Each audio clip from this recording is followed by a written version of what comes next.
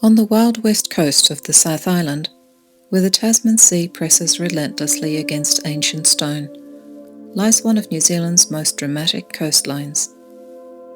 Every year, thousands of visitors come here to marvel at the Pancake Rocks, those extraordinary layered limestone formations, and the thunderous blowholes that announce the power of the ocean beneath.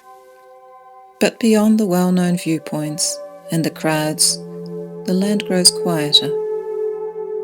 Follow the Truman track through coastal forests, and the world shifts, and then the track opens onto this. Punakaiki is a very special place, a land of ancient learning and healing. Waitaha remember this coastline as a Whare Wananga, a house of higher learning. Further along this shore lie rock shelters where, according to these traditions, some of the most important teachings of the Waitaha Nation were passed on. The elders are said to have chosen this site with care.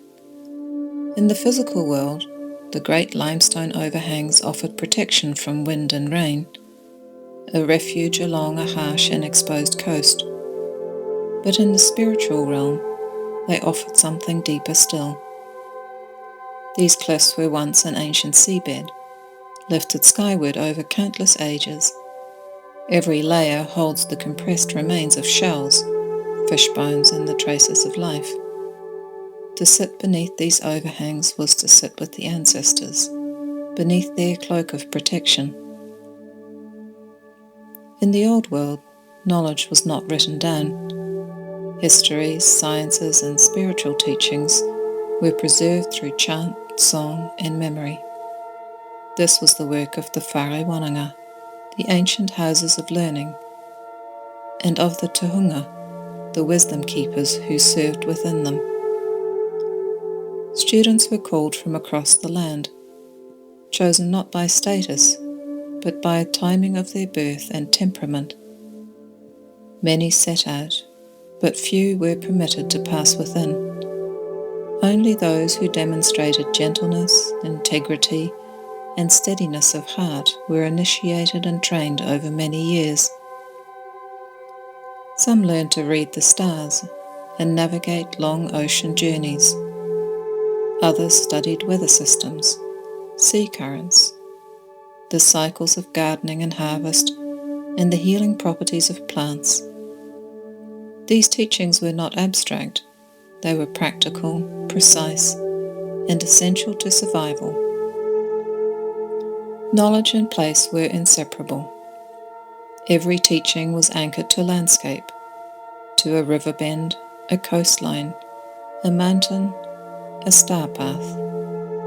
In this way, knowledge was recorded not on paper, but in the land itself. But the learning that took place here was not confined to just the land. Central to the traditions of this place is Huaki, an ancestral figure remembered as the one who set the sea gardening law in place along this coast. Her authority lay not in taking from the sea, but in understanding it. She was said to know the seasons within the waters, the rhythms of spawning tides, and the needs of the creatures of Tangaroa, god of the sea. The waters here were understood as 3 living gardens: Aotearoa, the rock pools and shoreline nursery, where shellfish seeded and young fish found refuge. Māori, the inner sea, worked in rhythm with tides and seasons.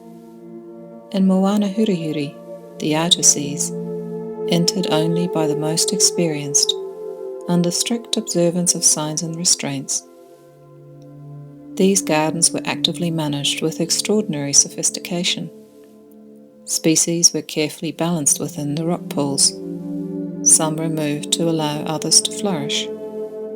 Fish caught alive were kept in enclosures within the surge pools until needed, and then released if not required. Dolphins were willing partners in the hunt, herding fish into waiting nets, and the migrations of whales guided hunters to deep water fishing grounds. The reach of this knowledge extended the length of Aotearoa. Tangaroa were seeded into southern sands, crayfish were established in new territories, and mussel spat was transplanted to depleted gardens up and down the coast.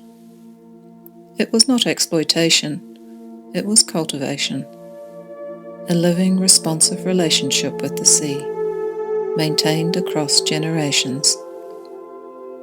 To stand on this beach is to move through a landscape that holds far more than it reveals, held by the sweep of those golden cliffs in what feels like nothing less than a sacred arena. It is possible to feel into something that runs very deep. Not just the human history, but the accumulated weight of knowledge, attention and care that was laid here over generations. The Waitaha understanding of the sea feels startlingly contemporary. The protection of breeding stock, the seeding of depleted areas, the cultivation of balance over maximum yield. These are principles marine scientists are only now beginning to advocate for.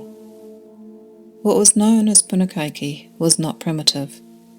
It was precise, sophisticated, and alive with respect for the living world. And while the fires no longer burn beneath the overhangs, and the names of those who gathered here have mostly been lost to time, the land itself has not forgotten. The stone remembers, the sea remembers, and in the hush between the waves, it's still possible to hear the oldest classroom in the land. If this resonated with you, subscribe for more explorations of New Zealand's sacred sites. I'll see you at the next one.